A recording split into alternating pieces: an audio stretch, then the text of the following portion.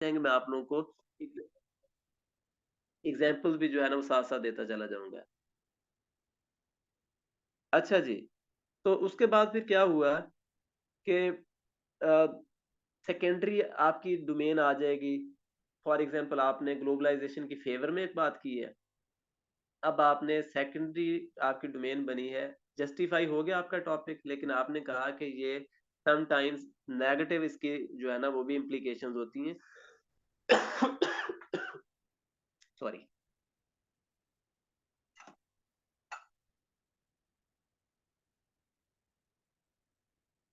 हाँ जी, तो आप सेकेंडरी अपना आर्गुमेंट भी स्टैब्लिश करेंगे ताकि आप बता सकें कि इसके नेगेटिव्स भी हैं, और फिर आप जो है ना वो उसकी रिकमेंडेशंस दे देंगे। ये आपकी मैयर जो है ना ये उसी प्राइमरी डोमेन का सेकंड पोर्शन बनेगा, और ये बहुत ज़रूरी होती है, रिकमेंडेशन ज़रूर देनी चाहिए। बाज़ औक़ात ऐसा टॉपिक भी हो जाता है कि जिसके अंदर ना भी अगर रिकमेंडेशंस दें तो अ, वो कवर हो जाता है, लेकिन वो ज़्यादातर लिटरेरी होते हैं, या आप इसे कहें कि जैसे लिटरेचर के ऊपर आ जाए तो उसमें रिकमेंडेशंस देने की ज़रूरत नहीं है। आपने लिटरेचर के बेनिफिट्स बताए हैं, क्रिटिसिज्म ऑन लाइफ बताई है, बस वो काफ़ी होती है। तो आपको सिर्फ कंक्लूसिव स्टेटमेंट देना चाहिए बस फिर।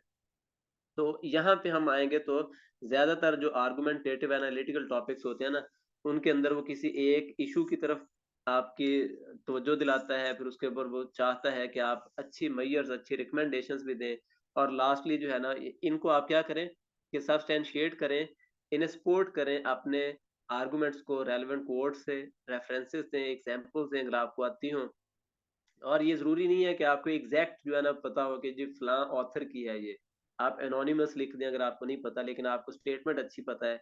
अगर आपको स्टेटमेंट अच्छी पता है, आप किसी भी जो है ना वो अननोन किसी भी ऐसे ऑथर का नाम लिख सकते हैं जो अ, फ़ैमिलियर नहीं है लोगों के लिए, तो एग्ज़ामिनर को भी इतना ख़ास नहीं पता होता, लेकिन आपका वो प्लस पॉइंट उसमें हो जाता है कि आपने एक रेलेवेंट कोट लिखी है, तो रेलेवेंट कोट का होना बहुत ज़रूरी है। इर्रेलेवेंट कोट्स जो है ना उन्हें अवॉइड करना चाहिए। ये जैसे-जैसे मैं आप लोगों की इवैल्यूएशन करता चला जाऊँगा, और इंशाल्लाह ये इवैल्यूएशन एग्ज़ाम तक जाएगी, वैसे-वैसे आपकी इम्प्रूवमेंट होती चली जाएगी। और लास्ट में फिर आप जो है ना कंक्लूसिव स्टेटमेंट देंगे। वर्ड कंक्लूजन लिख देना काफ़ी नहीं है, कंक्लूसिव स्टेटमेंट देंगे ताकि वो उस पूरे आइडिया को जो आपने उसमें एक्सप्रेस किया है उसे एक्सप्रेस कर सके, और ये ब्रीफ जो है ना स्टेटमेंट होगी, जैसे थीसिस स्टेटमेंट है वैसे ही ये कंक्लूसिव स्टेटमेंट होगी।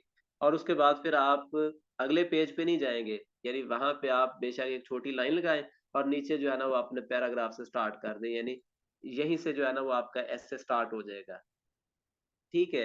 अब हम ऐसा करते हैं कि इसे ना कुछ स्टेटमेंट्स को लेते हैं, उन स्टेटमेंट्स के ऊपर हम साथ-साथ यही जो थ्योरी हमने पढ़ी है, इसे हम एक्सपेरिमेंटेशन इसकी करते हैं हम। अच्छा जी, 1 मिनट होल्ड करिएगा।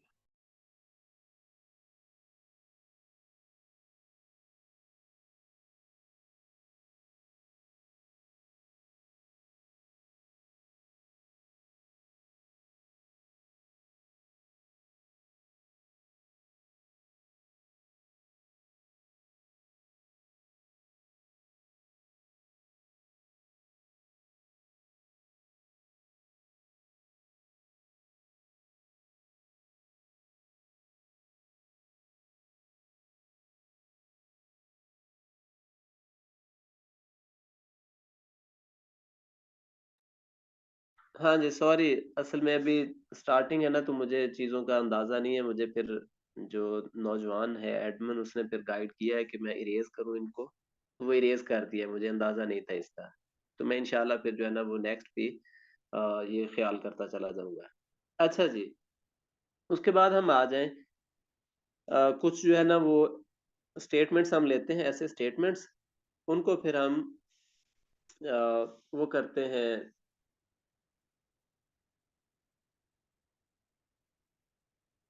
ऐसे स्टेटमेंट है उन्हें अंडरस्टैंड करते हैं, उनके डेवलपमेंट को जो है ना वो देखने की कोशिश करते हैं।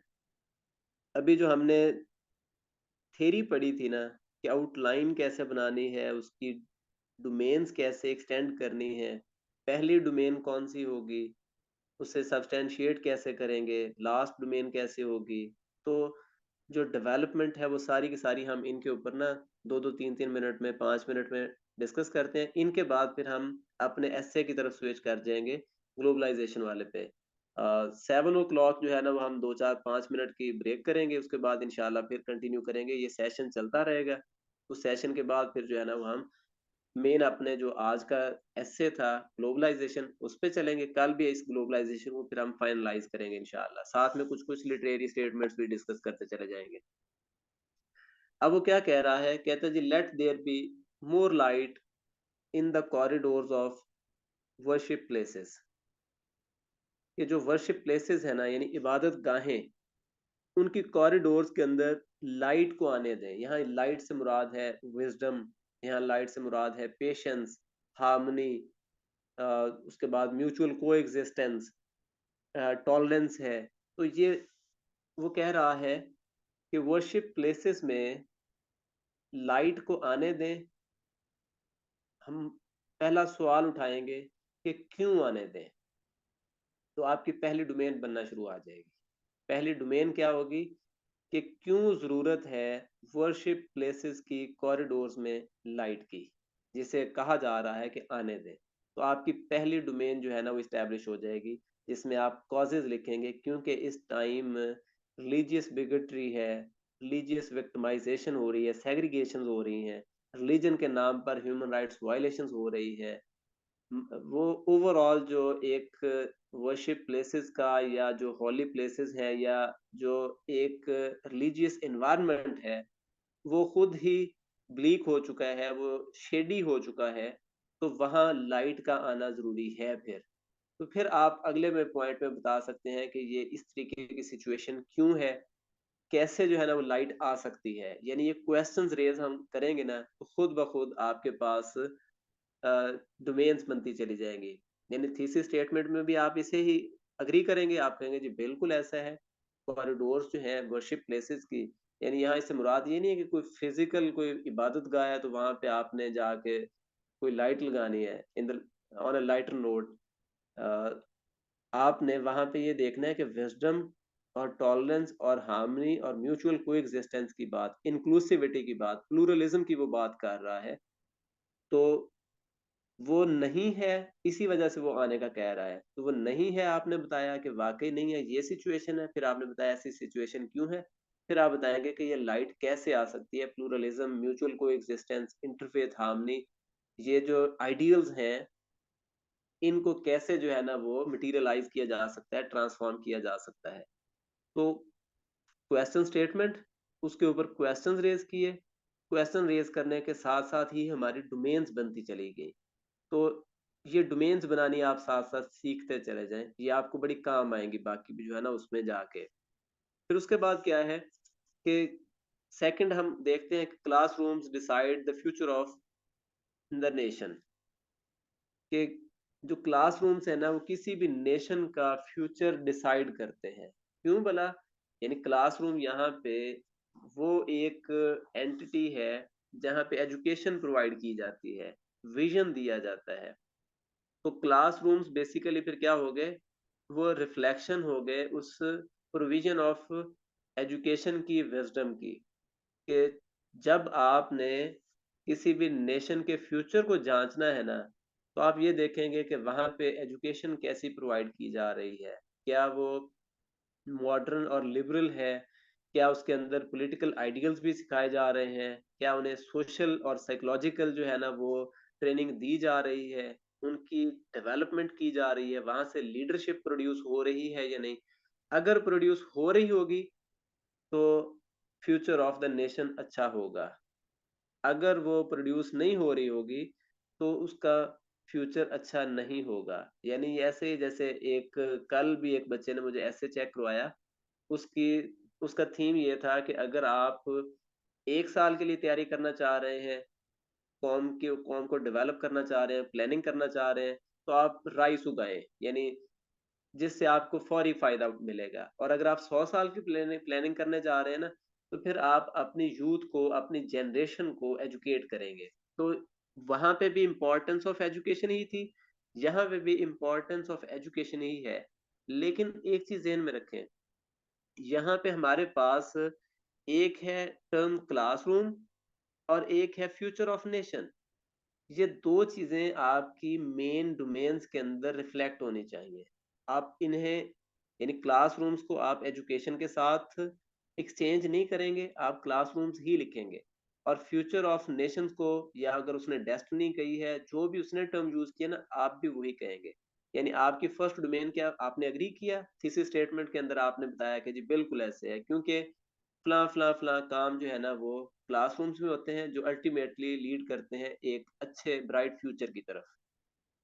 फिर उसके बाद आपकी पहली डोमेन क्या होगी, आप कहेंगे कि क्लासरूम्स डिसाइड करते हैं फ्यूचर ऑफ नेशंस को, क्योंकि ये क्या कर रहे हैं, ये फला फला फला फला फंक्शन सर अंजाम दे रहे हैं। तो आपकी फर्स्ट जो है ना वो डोमेन बनती चली जाएगी। फॉर एग्जांपल आप कहते हैं जी ये पॉलिटिकल ट्रेनिंग्स दे रहे हैं, ये सोशल जो है ना वो आपकी सेंसिटिविटी को एनहेंस कर रहे हैं, डेवलप कर रहे हैं, आपके करेक्टर को डेवलप कर रहे हैं, लीडरशिप की जो है ना वो आपके अंदर अर्ज को जो है ना वो बढ़ा रहे हैं। तो ये आपके फीचर्स बताते चले जाएंगे। जब हम टॉपिक्स करेंगे ना ये सारे, तो डिटेल में वहां पे भी डिस्कस हो जाएंगे, अभी सिर्फ पॉइंट्स की फॉर्म में बताना मकसद है। तो आपकी फर्स्ट डोमेन आ गई। आप इन्हीं के अंदर केस इन पॉइंट भी दे सकते हैं कि फलान नेशन फलान नेशन फलान नेशन, या सेकेंडरी आप इसी का सेकंड पार्ट बनाएंगे इसी फर्स्ट डोमेन का, कि फॉलोइंग नेशंस, उन्होंने जो है ना वो अपने फ्यूचर को सिक्योर बनाया बाय सिक्योरिंग देयर क्लासरूम्स, यानी उन्होंने अपने क्लासरूम्स को जब बेहतर बनाया, तो फिर साथ ही उनका फ्यूचर भी बेहतर हो गया। तो आप नेशंस बता सकते हैं, आप स्कैंडिनेवियन स्टेट्स की बात कर सकते हैं, आप स्विट्जरलैंड की, आप ऑस्ट्रेलिया, इवन मलेशिया और चाइना की बात कर सकते हैं, आप अमेरिका कनाडा की बात कर सकते हैं। एग्जांपल्स आपके पास बेशुमार होंगी। आपको रेलेवेंट सोर्सेज भी इंशाल्लाह दिए जाएंगे ऐसे के हवाले से, ताकि आप लोग पढ़ते भी चले जाएं, और साथ साथ ये चीजें भी जो है ना वो आपकी एग्जांपल्स के लिए, रेफरेंसेस के लिए कवर होती चली जाएंगी। फिर उसके बाद नेक्स्ट स्टेटमेंट पे आते हैं हम। वो कह रहा है कि too many of us are not living our dreams.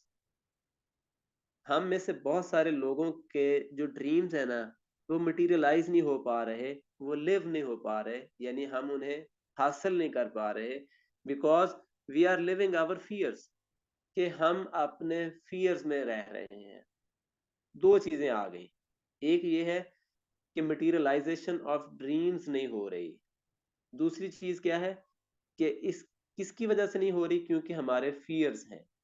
तो आपको पता होना चाहिए कि आपके ड्रीम्स कौन से हैं, और फिर आपको पता होना चाहिए फियर्स कौन से हैं जो उनकी मटेरियलाइजेशन में या ट्रांसफॉर्मेशन में रुकावट बन रहे हैं। और फिर लास्टली यानी ये डेवलपमेंट आप चेक करें कि पहले ड्रीम्स की बात हुई है, फिर उसके बाद यानी जो ड्रीम्स मटेरियलाइज नहीं हुए आप उनकी लिस्ट बनाएंगे, और कौन से फियर्स हैं जिनकी वजह से मटेरियलाइज नहीं हुए, ये सेकंड डोमेन बन जाएगी। और लास्टली आप क्या कहेंगे कि कैसे इन फियर्स को ओवरकम किया जाए, ताकि जो हम अपने, यानी हमसे मुराद है ह्यूमन बीइंग्स, ह्यूमैनिटी, वो अपने ड्रीम्स को मटेरियलाइज कर सके। तो आपकी रिकमेंडेशन आ जाएंगे, यानी ऑटोमेटिकली तीन डोमेन्स बन गए। पहले पे आपके आ गए ड्रीम्स आ गए, फिर उसके बाद क्या आ गए, आपके फियर्स आ गए, और फिर लास्टली क्या आ गया, आपकी रिकमेंडेशंस आ गई। तो हम साथ साथ अपनी डेवलपमेंट भी देखते चले जा रहे हैं कि टॉपिक के हवाले से, जैसे classrooms decide the future of nation में पहले हमने बताना है कि वाकई ही ऐसा है, फिर हमने बताना है कि देखें इन नेशंस ने अपने क्लासरूम्स को इम्प्रूव किया। अच्छा, अब हमारा टॉपिक पूरा कवर हो गया, लेकिन इसमें जो उसने कॉम्प्रिहेंशन मांगी, उसने उसने उसमें एक्सपोजिशन मांगी, ये दोनों पॉइंट्स जो है ना अभी भी फुलफिल नहीं हुए, अभी कंप्लीट नहीं हुए। अब आप फिर क्या करें, आप बताएं, यानी दूसरा आर्गुमेंट अदरवाइज, कि पाकिस्तान जो है वो अपने फ्यूचर को बेहतर नहीं बना सका क्योंकि यहाँ पे क्लासरूम्स बेहतर नहीं है, यानी एक सेकेंडरी डोमेन के तौर पर इसे आपने ले दिया।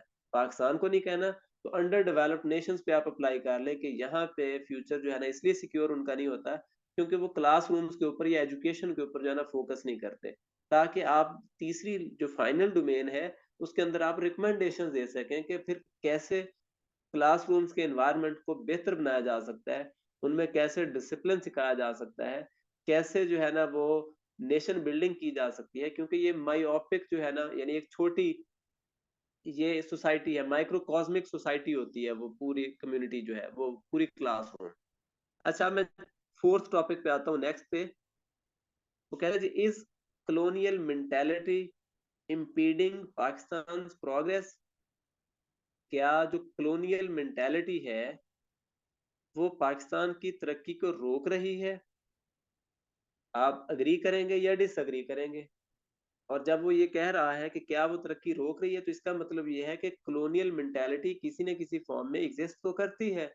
अगर वो एग्जिस्ट करती है, हमारे इस कॉलोनियल माइंडसेट जो हमारा है, कॉलोनियल जो लेगेसीज हैं, वो आज भी प्रीवेल कर रही हैं हमारे अंदर, तो ऑटोमेटिकली वो हमारी तरक्की को रोक रही हैं। तो आपने अग्री करना है इस स्टेटमेंट के अंदर, और फिर आपने बताना है कि कैसे जो प्रिवेलिंग कॉलोनियल मेंटालिटी है या जो प्रेजेंस ऑफ कॉलोनियल लेगेसीज है, वो कैसे पाकिस्तान की तरक्की को रोक रही है, यानी उनकी प्रेजेंस है पड़ी, तो वो प्रेजेंस आप बताएंगे पहली डोमेन के अंदर, और उसका नतीजा क्या निकल रहा है उसी ने इसी स्टेटमेंट के अंदर बताया है कि वो क्या कर रहे हैं, वो इम्पीड कर रहे हैं पाकिस्तान की प्रोग्रेस को। तो दूसरी डोमेन आपकी बनेगी कि उसका इम्पैक्ट फिर क्या पड़ा, यानी जो प्रेजेंस ऑफ कॉलोनियल मेंटालिटी है या प्रेवलेंस ऑफ कॉलोनियल लेगेसीज हैं, वो कैसे इम्पीड कर रही हैं, तो वो सेकंड आपकी आ जाएगी डोमेन। और लास्टली फिर आप जो है ना वो रिकमेंडेशन देंगे कि कैसे इस कॉलोनियल मेंटालिटी से छुटकारा पाया जा सकता है, कैसे इससे बचा जा सकता है, ताकि पाकिस्तान जो है ना वो लास्ट लाइन में क्या, लास्ट पॉइंट क्या कह रहा था, पाकिस्तान प्रोग्रेस, ताकि पाकिस्तान प्रोग्रेस कर सके। यानी इसमें कॉलोनियल मेंटालिटी, अब बच्चे बाजू का क्या करते हैं, वो कॉलोनियल मेंटालिटी की एक्सप्लेन करने लग जाते हैं, कॉलोनियल मेंटालिटी को डिस्क्राइब करने लग जाते हैं, उसकी जरूरत ही नहीं है। आप डायरेक्ट जाएं कि कॉलोनियल मेंटालिटी क्या मौजूद है या नहीं, बिल्कुल मौजूद है। फॉर्म्स क्या है उसकी, ये फॉर्म्स हैं। फॉर एग्जांपल हम कहते हैं जी, अंग्रेज या कॉलोनियल मास्टर्स जो होते हैं, वो यहाँ पे वो क्या करते रहे हैं, वो यूज ऑफ फोर्स, फोर्स के जरिए, आपको आर्गुमेंट्स के जरिए नहीं, रैशनैलिटी के जरिए नहीं, ताकत के जरिए, और आज भी वही ताकत का इस्तेमाल हो रहा है, आपकी वॉइस को जो है ना वो स्नैप किया जा रहा है। फिर उसके बाद वो क्या करते थे कि डेमोक्रेटिक इंस्टीट्यूशंस को जो है ना वो कमजोर रहने देते थे, उन्हें फ्लरिश नहीं करने देते थे। आज भी वही सूरत हाल है कि इवन आप देख लें कि लोकल गवर्नमेंट्स भी एग्जिस्ट नहीं करती, ब्यूरोक्रेसी को वो एलीट क्लास के जो फंडामेंटल राइट्स है एलीट क्लास के, उनको प्रोटेक्ट करने के लिए यूज करते थे, आज भी वही हो रही है। मीडिया को वो जिस अंदाज से टैकल करते थे, आज भी उसी अंदाज से किया जा रहा है। तो ये सारी चीजें जो है ना वो बता रही हैं कि प्रेवलेंस ऑफ जो कॉलोनियल मेंटालिटी है ना, इस फॉर्म में वो मौजूद है। आप 10 12 15 पॉइंट्स, यानी फॉर एग्जांपल आप कहते हैं जी, एजुकेशन को वो अच्छे से नहीं बनने देते थे ताकि ये डेवलप्ड माइंड्स ना हो, आज भी वही वैसी ही एजुकेशन हमें मिल रही है। और फिर दूसरी डोमेन में आप इम्पैक्ट्स बता देंगे, और इम्पैक्ट भी उसने क्या कहा है, खुद बताया है, इम्पीड कर रहे हैं, यानी तरक्की रुक गई है, ग्रोथ रुक गई है। और लास्टली फिर आप क्या कहेंगे, तीसरी डोमेन बनेगी कि पाकिस्तान की प्रोग्रेस पर कैसे बेहतर बनाई जा सकती है, वो ऑटोमेटिकली कॉलोनियल मेंटालिटी को माइनस करके है। फिर अगर हम नेक्स्ट उस पे आ जाएं, तो नेक्स्ट क्या है, द फेलियर ऑफ डेमोक्रेसी या फ्यूचर ऑफ डेमोक्रेसी। हम फ्यूचर ऑफ डेमोक्रेसी मैंने पहले भी इससे बातों बातों में डिस्कस किया है कि हम कहेंगे प्रॉमिसिंग है, और फिर उसके बाद हम बताएंगे कि ये फैक्टर्स रिफ्लेक्ट कर रहे हैं कि वाकई ही प्रॉमिसिंग है। फिर आप बताएंगे कि अनफॉर्चुनेटली पाकिस्तान में इसका जो फ्यूचर, ये जो माजी था वो अच्छा नहीं रहा, जिसकी वजह से फ्यूचर के ऊपर जो है ना सवाल उठाए जा रहे हैं। तो माजी में सूरत हाल ये रही डेमोक्रेसी की, तो आपकी वही आ जाएगी जो डेमोक्रेसी रन ना करने की वजूहत आ जाएंगी, और फिर आप बताएंगे कि कैसे फिर इसको सिक्योर किया जा सकता है, अल्टीमेटली वो माजी वाली खामियां जो है ना उनको दूर करके। फेलियर ऑफ डेमोक्रेसी आपने कहा नहीं, वाकई जी पाकिस्तान के अंदर फेल्ड एक एंटिटी रही है डेमोक्रेसी, कैसे, आपके पास वही इंस्टेंसेस आ जाएंगे, आप वो लिखेंगे। उसके बाद फिर आप कहेंगे कि इसमें कोई शक नहीं है कि फेल्ड रही है, लेकिन अब बहुत सारे फैक्टर्स बता रहे हैं कि डेमोक्रेसी जो है ना वो एक सक्सेसफुल एंटिटी बनने जा रही है, वही जो प्रॉमिसिंग आपने पहले लिखा है ना, अब वो दूसरी डोमेन बन गई। और फिर लास्टली आप बताएंगे कि कैसे फिर future of failure of democracy से बचा जा सकता है, या डेमोक्रेसी को कैसे एक सक्सेसफुल एंटिटी बनाया जा सकता है पाकिस्तान के अंदर। फिर नेक्स्ट टॉपिक पे हम आ जाते हैं कि look to the east for holistic progress. Holistic mean यानी ओवरऑल, जो कॉम्प्रिहेंसिव इसे आप कह सकते हैं, ऑल इंक्लूसिव कह सकते हैं। ये स्टेटमेंट कह रही है, इंपेरेटिव स्टेटमेंट है, यानी वर्ब की फर्स्ट फॉर्म से स्टार्ट हो रही है। वो कह रहे हैं लुक टू द ईस्ट। अब हमें नहीं पता कि वो ईस्ट हमारा पाकिस्तान का कह रहा है, पाकिस्तान अपने ईस्ट की तरफ देखे, तो पाकिस्तान के ईस्ट में क्या है, इंडिया है, उसके बाद उससे परे चले जाएं जापान है, जो साउथ ईस्ट एशियन नेशंस आ जाती हैं, चाइना आ जाता है, वो ये सारे किसी न किसी फॉर्म में पाकिस्तान के ईस्ट में बनते हैं। कि पाकिस्तान को ईस्ट का कहा गया है या वेस्टर्न वर्ल्ड को ईस्ट का कहा गया है, हमें ये नहीं पता। तो आप एक चीज देखें, जब भी आप इस तरह की एक कंफ्यूजन में आ जाएंगे, जब आप एक दोराहे पे फंस जाएंगे, तो आपको चाहिए है कि फिर आप दोनों आर्गुमेंट्स दें। यानी पाकिस्तान आपने ईस्ट की तरफ क्यों देखे, क्योंकि उसके ईस्ट के अंदर होलिस्टिक प्रोग्रेस है। वो कैसे हमें नजर आती है, दुनिया की सबसे बड़ी डेमोक्रेसी हमें नजर आती है इंडिया की फॉर्म में, टेक्नोलॉजिकल जायंट्स हमें नजर आते हैं, सिंगापुर है, आप कह सकते हैं साउथ कोरिया है, उसके बाद फिर आ जाए जापान है, फिर उसके बाद आप कहते हैं कि जी सोशल हार्मनी है उनमें, वो भी हमें नजर आती है। तो होलिस्टिक प्रोग्रेस से मुराद है कि तमाम जो डोमेन्स हैं, social, political, economic, religio ideological, तमाम पैराडाइम्स में उनकी जो प्रोग्रेस है वो नजर आती है। तो पाकिस्तान अपने ईस्ट की तरफ क्यों देखे, इस होलिस्टिक प्रोग्रेस के लिए। अगर हम वेस्ट की बात करें कि वेस्ट को कहा जाए अगर कि वो भी अपने ईस्ट में, यानी इसकी तरफ देखे, क्या कहते हैं, ओरिएंट की तरफ देखे, मशरक की तरफ देखे, और ये look to the east for holistic progress से अगले साल orient in its new mood, ये टॉपिक भी आया था, और ये सेम टॉपिक है, ओरिएंट से मुराद मशरक की बात हो रही है, यानी ईस्ट। वो एक नए मूड में आ रहा है कि उसमें इकोनॉमिक जायंट्स इस्टेब्लिश हो रहे हैं, उसके अंदर जो है ना वो डेमोक्रेसीज जो है ना वो बढ़ रही हैं, उसमें ह्यूमन डेवलपमेंट हो रही है, उसके ऊपर इसी ईस्ट में रिसोर्सेज जो है, नेचुरल रिसोर्सेज वो एक्सपैंड हो रहे हैं, वो बढ़ रहे हैं, पूरी दुनिया जो है उनकी मरहूने मिन्नत है। यानी वो वेस्ट भी, फिर यहाँ देखें तो किसी हद तक जो नॉर्म्स हैं साइकोलॉजिकल और जो सोशल है, यानी फेमिलियर नॉर्म्स, वो किसी अंदाज में इंटैक्ट हैं जो यूरोप में नहीं है, वहां पे स्कैटर्ड है कम्युनिटीज। तो ये चीजें जो है ना वो वेस्ट को भी कहा हो सकता है कि वो ईस्ट की तरफ देखे। आपकी मर्जी है, आप पहले पाकिस्तान का स्टांस ले या वेस्ट का स्टांस ले, लेकिन आपको दोनों लेने चाहिए। फिर कोई एक स्टांस आप नहीं रखेंगे। पहले आप बताएं कि पाकिस्तान को अपने ईस्ट में देखना चाहिए, क्योंकि पाकिस्तान के ईस्ट में होलिस्टिक प्रोग्रेस इस फॉर्म में है जो पाकिस्तान में मिसिंग है। फिर दूसरा स्टांस आप लेंगे कि वेस्ट को भी देखना चाहिए ईस्ट की तरफ, और आप बताएंगे कि इस तरीके से, वो इस वजह से कि अगर एग्जामिनर ने इसे ग्लोबल पर्सपेक्टिव में दिया है तो वेस्टर्न जो है ना वो व्यू पॉइंट आ जाएगा, और अगर उसने सिर्फ पाकिस्तान का व्यू पॉइंट दिया है, पाकिस्तान का पर्सपेक्टिव दिया, तो आप पाकिस्तान का भी बता रहे हैं।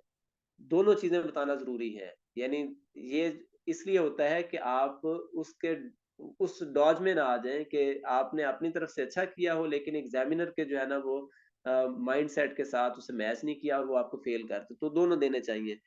कि क्यों जरूरत है, क्योंकि हमारे यहाँ ना डेमोक्रेसी है, ना अच्छे राइट्स हैं, ना इकोनॉमिक प्रोग्रेस है, ना सोशल हार्मनी है, ना आइडियोलॉजिकल और रिलीजियस जो है ना वो हमारे यहाँ प्लूरलिज्म है, इंक्लूसिविटी है। और फिर लास्टली आप रिकमेंडेशन देंगे कि फिर कैसे इंक्लूसिव प्रोग्रेस को, होलिस्टिक प्रोग्रेस को मेंटेन किया जा सकता है। अब यहाँ रिकमेंडेशन आप ग्लोबल भी दे सकते हैं और पाकिस्तान, दोनों मर्ज करके भी दे सकते हैं, यानी इंटरफेथ हार्मनी और इस तरीके से। और ये सारी ये एक ही हो गई, यानी दो पैरेलल एसेज नहीं चलाने, मर्ज करना जरूरी होता है, फिर आप एक ही उनकी रिकमेंडेशंस बनाएंगे। फिर उसके बाद हम आ जाते हैं नेक्स्ट टॉपिक पे, the character of a nation can be judged bye it's symbolic narratives. कि अगर आपने किसी भी नेशन का करेक्टर देखना है ना, जांचना है अगर, तो देखें कि वहां पे नैरेटिव्स क्या है, अलामती बयानिया क्या चल रहा है। अलामती बयानिया से मुराद ये है कि जैसे ही हम उस मुल्क का, उस नेशन का नाम लें, तो हमारे जहन में एक इमेज आ जाए। फॉर एग्जाम्पल अगर हम बात करते हैं न्यूजीलैंड की, कनाडा की, हम बात करते हैं नीदरलैंड्स की, तो हमारे जहन में एक पॉजिटिव जो है ना इमेज आती है। यही अगर नाम लें हम सूडान का, अफगानिस्तान का, सोमालिया का, तो एक नेगेटिव इमेज आती है। तो ये जो इमेजिंग है ना, ये जो नैरेटिव है कि उनके अंदर अलामती बयानियां, यानी उनके अंदर जो नॉर्म्स चल रही हैं, social, political, economic, religio ideological जो नॉर्म्स चल रही हैं, वो कैसी है। और अगर आपने ये जांचना है किसी भी नेशन का करेक्टर, तो आपको उनकी तरफ जाना पड़ेगा, उन्हें देखना पड़ेगा। तो क्या हो जाएगा, आप कहेंगे जी बिल्कुल ऐसा है, वो नेशंस जिनके सिंबॉलिक नैरेटिव्स अच्छे हैं, वो आगे बढ़ गई हैं। वो अच्छे सिंबॉलिक नैरेटिव्स आप बताएंगे कि जहाँ पे रूल ऑफ लॉ होगा, जहाँ पे डेमोक्रेटिक नॉर्म्स प्रीवेल कर रही होंगी, जहाँ पे ह्यूमन डेवलपमेंट का ख्याल किया जाएगा, जहाँ पे एक्विटी होगी, ह्यूमन इक्वालिटी होगी, जहाँ पे ह्यूमन राइट्स को एम्पावर किया जाएगा, जेंडर को एम्पावर किया जाएगा, जहाँ पे पॉलिटिकल जो है ना प्रोग्रेस होगी, इंस्टीट्यूशंस जो है ना वो डेमोक्रेटाइज होंगे, जहाँ पे किस अंदाज से इकोनॉमिक जो है ना प्रॉस्पेरिटी होगी, डिस्ट्रीब्यूशन ऑफ इकोनॉमिक रिसोर्सेज जो है ना वो अच्छे से होगी। इन तमाम यही डोमेन्स, इंटरफेथ हार्मनी होगी, टॉलरेंस होगी, जहां पे ये है उनका करेक्टर स्ट्रांग है। आपको नेशंस का भी पता है, आप साथ साथ केस स्टडीज दे सकते हैं। अब आप काउंटर आर्गुमेंट लेंगे कि ऑन द अदर हैंड वो नेशंस यानी अंडर डेवलप्ड नेशंस, जैसे पाकिस्तान को भी अगर हम देखें कि जहाँ पे सिंबॉलिक नैरेटिव्स बुरे हैं, तो उनका करेक्टर भी जो है ना वो फॉल्टी है, वो इतना प्रॉमिसिंग नहीं है, वो इतना अच्छा नहीं रहा। तो अब आप सेकेंडरी डोमेन, सेकंड डोमेन उनकी देंगे और फिर आप रिकमेंडेशन देंगे कि कैसे इन सिंबॉलिक नैरेटिव्स को बेहतर बनाया जा सकता है, ताकि नेशन के करैक्टर को, अंडर डेवलप्ड नेशन के करैक्टर को या पाकिस्तान के करैक्टर को जो है ना वो बेहतर बनाया जा सके। तो इस तरीके से जो है ना, यानी ये हमने कुछ रैंडम जो है ना टॉपिक्स लिए। मैंने रिलीजन से भी ले लिया, एजुकेशन से भी कुछ ले लिए, कुछ पॉलिटिकल टॉपिक्स भी ले लिए, ताकि आप लोगों को जो है ना मैं बता सकूं कि कोई भी स्टेटमेंट आए ना, तो आप यानी वो मुर्शद के बकौल के सबसे पहले घबराना नहीं है। जब आप घबराएंगे नहीं, उसके ऊपर आपने सवाल उठाएंगे, क्वेश्चंस रेज करेंगे, ऑटोमेटिकली आपकी डोमेन्स डेवलप होती चली जाएंगी। आपको अंदाजा हो गया होगा कि हम वो टिपिकल से ना 7 8 10 टॉपिक्स नहीं पढ़ने वाले जो अकेडमीज करा रही होती हैं। हम इंशाल्लाह यहाँ पे, यानी मैंने जो आप लोगों के साथ लिस्ट शेयर की है वो 170 प्लस है। आप अपनी तरफ से भी रैंडम टॉपिक स्टेटमेंट्स देंगे, इधर ग्रुप में भी शेयर कर दिया करेंगे, तो मैं इंशाल्लाह कोशिश करूंगा कि उनको भी जो है ना वो साथ साथ सॉर्ट आउट कर दिया करूं। आप लोगों को 2 4 मिनट में, 5 मिनट में उसकी डेवलपमेंट में समझा दिया करूं। तो इंशाल्लाह हम इस तरीके से, ये ऐसे का आ जाएगा। साथ साथ जब आपकी वैल्यूएशन होती चली जाएगी, यानी ये 2 आवर्स 4 डेज अ वीक, ये इंशाल्लाह आपके ऐसे और कंपोजिशन की जो है ना उसको कवर करते चले जाएंगे। पास होना है आपने इंग्लिश से, और इंग्लिश की ये दोनों चीजें हम इंशाल्लाह अगले 3 साढ़े 3 महीने साथ लेके जाएंगे। आप मीन वाइल अपने जो बाकी चीजें हैं ना वो आप लोग कवर करते चले जाएं। अभी एक क्वेश्चन आया है कि उसमें ना कि किस तरीके से सिंबॉलिक नैरेटिव्स की जो है ना वो डिस्क्रिप्शन मांगी है। बेसिकली सिंबॉलिक नैरेटिव्स अभी तो मैं साथ ही बता रहा हूँ। वैसे कोशिश किया करें कि आप लोग लिख लिया करें, या इवन इधर ही क्वेश्चन भेज दिया करें। जब हम क्लास का एंड होगा ना, 10 12 मिनट 15 मिनट का हम एक सेशन कर लिया करेंगे, उसमें क्वेश्चंस को भी आपके ना सॉल्व कर दिया करेंगे, यानी रिटर्न जो आपके क्वेश्चंस होंगे वो भी, और अगर आप ऑडियो भी ऑन करके आप क्वेश्चन करना चाहेंगे तो भी जो है ना वो मैं आप लोगों को एक्सप्लेन कर दूंगा। बेसिकली वो कह रहा है सिंबॉलिक नैरेटिव्स, नैरेटिव कहते हैं यानी बयानिया। हम अलामती अंदाज में देखते हैं कि फलां चीज कैसी है, उसके मुतालिक हम एक इमेज बना लेते हैं कि ये पॉजिटिव है या नेगेटिव है। यानी सिंबल्स वहां पे क्या चल रही हैं, नॉर्म्स वहां पे क्या चल रही है, और वो नॉर्म्स अगर अच्छी होंगी तो अच्छा होगा उसका करेक्टर। अगर वो नॉर्म्स वहां पे बुरी होंगी, वहां पे जो सिंबॉलिक रिप्रेजेंटेशन है उस मुल्क की, उस नेशन की, अगर वो बुरी होगी, नैरेटिव्स बुरे होंगे, पॉलिटिकली वो क्लैफ्ट होगी, इकोनॉमिक जो है ना वो वहां पे डिसइंटीग्रेशन होगी, उसके बाद इंटरफेथ हार्मनी नहीं होगी, रेशियल सेग्रीगेशन हो रही होगी, माइनॉरिटीज की जो है ना वो प्रोफाइलिंग हो रही होगी, तो ये बुरे नैरेटिव्स होंगे। यानी ये सिंबॉलिक नैरेटिव्स क्या होंगे वहां पे मौजूद, यानी प्रिवेलिंग नॉर्म्स, वो political norms, social norms, economic norms, religious norms. तो ऑलमोस्ट आपने ये देखा होगा कि हर टॉपिक के अंदर ये एस्पेक्ट्स निकल रहे हैं, पॉलिटिकल, सोशल, इकोनॉमिक, रिलीजियस और आइडियोलॉजिकल। तो इंशाल्लाह हम इन्हीं को आगे लेकर भी जाएंगे, आपके पास मल्टीपल आइडियाज भी आते चले जाएंगे और हम इंशाल्लाह इनको कवर करते चले जाएंगे। फिलहाल जो है ना हम 5-5 मिनट का पॉज ले रहे हैं, 7 बज गए, उसके बाद फिर हम इसे कंटिन्यू करेंगे इंशाल्लाह। अच्छा जी, तो सबसे पहले आ गया कि ये इकोनॉमिक ग्लोबलाइजेशन, क्या वाकई ही ग्लोबल इकोनॉमी जो है वो उसका कोई कॉन्सेप्ट एग्जिस्ट करता है या नहीं? बिल्कुल करता है। आप देखें, फॉरेन डायरेक्ट इन्वेस्टमेंट मिल रही है पूरी दुनिया से, फ्री ट्रेड हो रही है, ओपन मार्केट्स हैं, ऑनलाइन जो है ना वो ई कॉमर्स चल रही है, सारी इकोनॉमीज एक दूसरे के साथ अटैच्ड हो गई हैं, इंटरलिंक्ड हो गई हैं। तो ये इंटरडिपेंडेंस ऑफ इकोनॉमीज जो है ना, ये रिफ्लेक्ट कर रही है कि इकोनॉमिक ग्लोबलाइजेशन एग्जिस्ट करती है। अब इसके ऊपर टॉपिक्स आ सकते हैं, यानी इसके बेनिफिट्स भी वो पूछ सकता है, इसके नेगेटिव्स भी पूछ सकता है, यानी इवन इकोनॉमिक ग्लोबलाइजेशन को भी सेपरेटली वो पूछ सकता है। फिर उसके बाद आ जाए पॉलिटिकल ग्लोबलाइजेशन। तो पॉलिटिकल ग्लोबलाइजेशन क्या वाकई ही पॉलिटिकली कम्युनिटी जो है ना, ग्लोबल कम्युनिटी, वो ग्लोबलाइज्ड हुई है या नहीं? बिल्कुल हुई है। कोई एक कंट्री जो है वो इंडिपेंडेंटली पॉलिटिकल इश्यूज को रिजॉल्व नहीं कर सकता, यानी ग्लोबल नेचर के हैं, उसमें यूनाइटेड नेशंस रोल प्ले कर रही है, उसमें रीजनल ऑर्गेनाइजेशन रोल प्ले कर रही होती हैं। तो वो मेजर इश्यूज को पॉलिटिकल लीडरशिप जो है ना वो टैकल कर रही है। तो ये पॉलिटिकल ग्लोबलाइजेशन भी एक और आ गई। फिर उसके बाद अगर हम देखें तो कल्चरल ग्लोबलाइजेशन है। कल्चरल ग्लोबलाइजेशन के क्या कल्चर्स भी ग्लोबलाइज्ड हुए? बिल्कुल हुए हैं।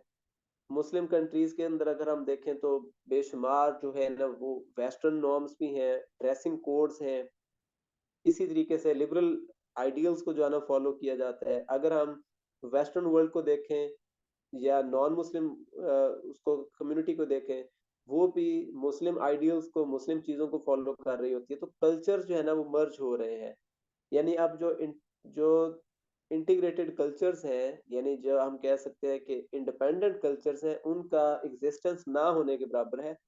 अब मर्ज हो चुके हुए हैं वो सारे कल्चर्स। तो कल्चरल ग्लोबलाइजेशन भी एग्जिस्ट करती है। फिर उसके बाद आ जाए टेक्नोलॉजिकल ग्लोबलाइजेशन। ये टेक्नोलॉजिकली दुनिया सारी जो है ना वो भी एक ग्लोब बन चुकी है। हम जो टेक्नोलॉजी इस टाइम यूज कर रहे हैं ये भी एक ग्लोबल जो है ना एंटिटी का हिस्सा है। आप मोबाइल्स यूज करते हैं, लैपटॉप्स यूज करते हैं, पढ़ रहे हैं, ऑनलाइन एजुकेशन हासिल कर रहे हैं। तो ये सारी की सारी आप कम्युनिकेट करते हैं एक दूसरे के साथ। पाकिस्तान में बैठा हुआ बच्चा जो है ना वो कनाडा में, मलेशिया में जो है ना वो एजुकेशन हासिल कर रहा है, या वहाँ के किसी इंडिविजुअल के साथ कन्वर्सेशन कर रहा है। तो टेक्नोलॉजिकली वो उस कम्युनिटी का हिस्सा है जो ग्लोब को रिप्रेजेंट करती है। तो ये ग्लोबलाइजेशन की एक और फॉर्म आ गई। फिर उसके बाद आ गया लिंगुअल ग्लोबलाइजेशन, यानी जुबान की। आप देखें, दो लैंग्वेजेस एटलीस्ट, एक साइन लैंग्वेज है कि आप इशारा करते हैं जाने का, आने का, वेव ऑफ करने का, या जो भी, तो वो अंडरस्टैंड करती है पूरी कम्युनिटी, पूरी दुनिया। इसी तरीके से अगर हम लैंग्वेज को देखें तो इंग्लिश, यानी ज्यादातर जो लैंग्वेज है इंटरनेट की भी वो इंग्लिश है। तो इंग्लिश भी ज्यादातर मुल्कों में अंडरस्टैंड की जाती है, चाहे वो नॉन इंग्लिश नेशंस भी हों, वहां पे भी इंग्लिश को किसी ना किसी फॉर्म में अंडरस्टैंड किया जाता है। तो लैंग्वेज की बुनियाद पर भी एक जो है ना ग्लोबल कम्युनिटी का वजूद नजर आता है हमें। फिर उसके बाद है आइडियोलॉजिकल डायमेंशन। अब आइडियोलॉजीज जो है ना, जो इंडिविजुअल आइडियोलॉजीज होती थी ना वो खत्म होना शुरू हो गई है। यानी पहले होता था मार्क्सिज्म, तो वो प्योर मार्क्सिस्ट होते थे, कम्युनिज्म प्योर कम्युनिस्ट होते थे, कैपिटलिस्ट। अब इस तरह का नहीं है, अब लिबरल आइडियोलॉजीज हो गई है। अब ह्यूमैनिटेरियनिज्म की बात होती है। अब देखे ना कि जो जो बड़े स्ट्रॉन्ग बिलीवर्स थे कैपिटलिज्म के, वहां पे भी सोशलिस्ट, मार्क्सिस्ट, कम्युनिस्ट आइडियाज जो है ना वो रन कर रहे हैं। यानी स्टेट जो है वो कम्युनिकेशन की तमाम सहूलियात, एजुकेशन की, सेहत की, ये सहूलियात अपने लोगों को दे रही होती है। तो ये सोशलिस्ट कम्युनिस्ट आइडिया है कि आप लोगों की वेलफेयर का ख्याल रखेंगे। यानी वेलफेयर के जितने भी वो चल रहे होते हैं प्रोजेक्ट्स, प्रोग्राम्स, वो सारे के सारे जो है ना वो एक लिबरल आइडियोलॉजी का अब हिस्सा बन चुके हैं। यानी कैपिटलिस्ट में ये चल रही है। आप चाइना को देखें ना कि अगर वो कम्युनिस्ट थे, रशिया को देखें कम्युनिस्ट थे, अब वो कैपिटलिज्म भी कर रहे हैं, वहां पे प्राइवेट ओनरशिप्स हैं, वहां पे प्राइवेट कंपनीज हैं, इंडिविजुअल्स काम कर रहे हैं। तो इसका मतलब ये है कि अब आइडियोलॉजीज भी जो है ना वो क्या हो गई हैं, वो इंडिपेंडेंट हो गई हैं, वो लिबरल हो गई हैं। तो ह्यूमैनिटेरियनिज्म जो है ना उसमें आ गई है। कोई पर्टिकुलर जो है ना वो आइडियोलॉजी इस टाइम एग्जिस्ट नहीं करती प्योर फॉर्म में। फिर उसके बाद आगे इकोलॉजिकल जो है ना ग्लोबलाइजेशन, यानी इकोसिस्टम हमारा जो है इन्वायरमेंट, वो भी ग्लोबल फॉर्म में मौजूद है, यानी पूरे ग्लोब का कंसर्न है। वो चाहे क्लाइमेट चेंज की फॉर्म में हो, वो पोल्यूशन की फॉर्म में है, या ग्लोबल वार्मिंग है, तमाम कंट्रीज किसी न किसी फॉर्म में इसे इसमें कंट्रीब्यूट भी करते हैं। और साथ ही क्या है कि वो इनसे वो भी कर रहे हैं, इनसे जान छुड़ाने की भी कोशिश कर रहे हैं, जो नेगेटिव इसके इम्प्लीकेशंस होती हैं क्लाइमेट चेंज के हवाले से, या पोल्यूशन के हवाले से, या ग्लोबल वार्मिंग के। तो ये पूरा एक ग्लोबल कंसर्न जो है ना वो बन जाता है। ये टाइप्स हमने देख ली। इनके ऊपर सेपरेटली टॉपिक्स भी आए हुए हैं, पॉलिटिकल ग्लोबलाइजेशन पे भी आया है। उसके बाद अगर हम देखें इकोनॉमिक ग्लोबलाइजेशन, उस पर भी आया है। फिर उसके बाद अगर हम देखें इसमें कल्चरल ग्लोबलाइजेशन का, तो कल्चरल ग्लोबलाइजेशन पे भी टॉपिक्स आए हुए हैं, यानी इंटरकल्चरल कम्युनिकेशन, इसके ऊपर भी उसने ऐसे पूछा है। तो इस तरीके से जो है ना वो ये सारी चीजें सेपरेटली भी पूछ सकता है, और वो ग्लोबलाइजेशन को ओवरऑल भी पूछ सकता है कि आप बताएं कि इसके प्रोज एंड कॉन्स क्या है। पास्ट पेपर्स में ये आया हुआ है, pros and cons of globalisation. तो इसके हम फिर नेक्स्ट उसके देख लेते हैं कि इसके प्रोज क्या है, पॉजिटिव्स क्या है, और इसके फिर नेगेटिव्स क्या है। तो सबसे पहले हम पॉजिटिव्स इसके डिस्कस कर लेते हैं। तो पॉजिटिव्स में सबसे पहले क्या आ गया कि आप देखें ना कि जब से नेशन स्टेट्स का कॉन्सेप्ट आया, यानी आफ्टर सेकंड वर्ल्ड वॉर, जंगें जब खत्म हो गई, मेन बड़ी जंग खत्म हो गई, तो ग्लोबल पीस की बात होने लग गई। ये बड़े बड़े पैक्ट्स होने लग गए, एग्रीमेंट्स होने लग गए नेशंस के दरमियान। अब पीस और सिक्योरिटी को लेकर जो है ना वो एक कंसर्न आ गया, लोगों को आगाही बढ़ गई।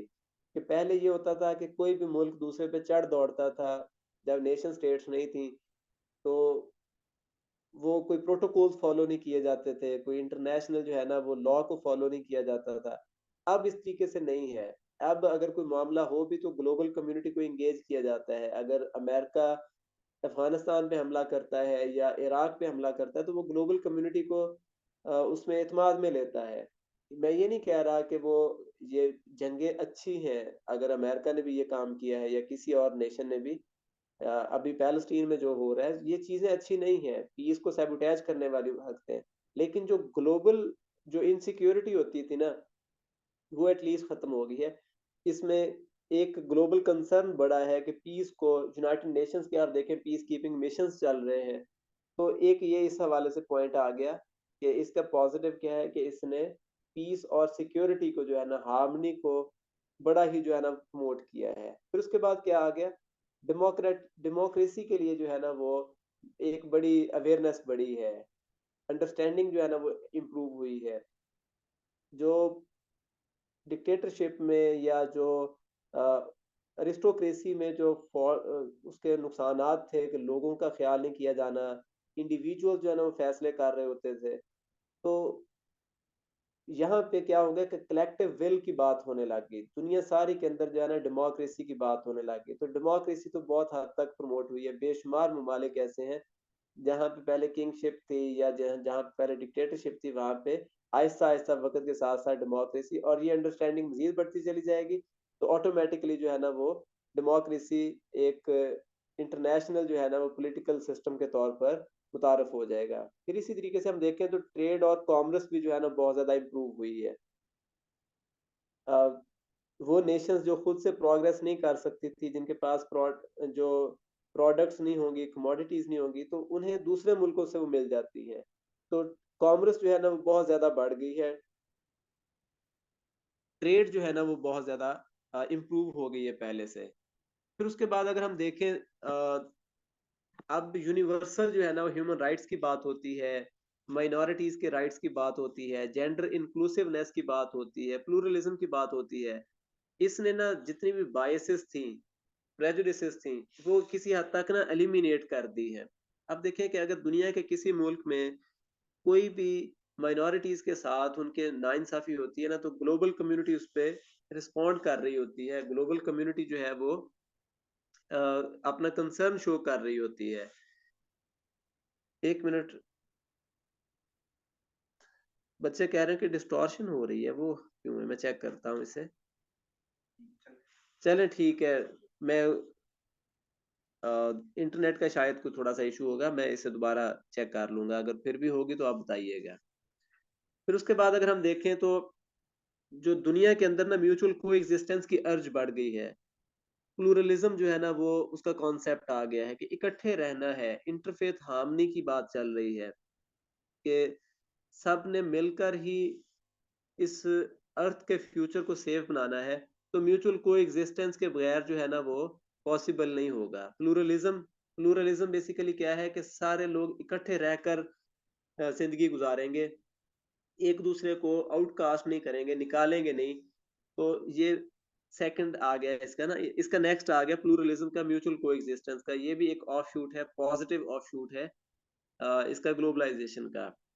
फिर उसके बाद नेक्स्ट इसके प्रोस में क्या आएगी चीज कि इसने क्या की है, ओपन मार्केट्स की है, फ्री ट्रेड के कॉन्सेप्ट को इसने जो है ना प्रमोट किया है।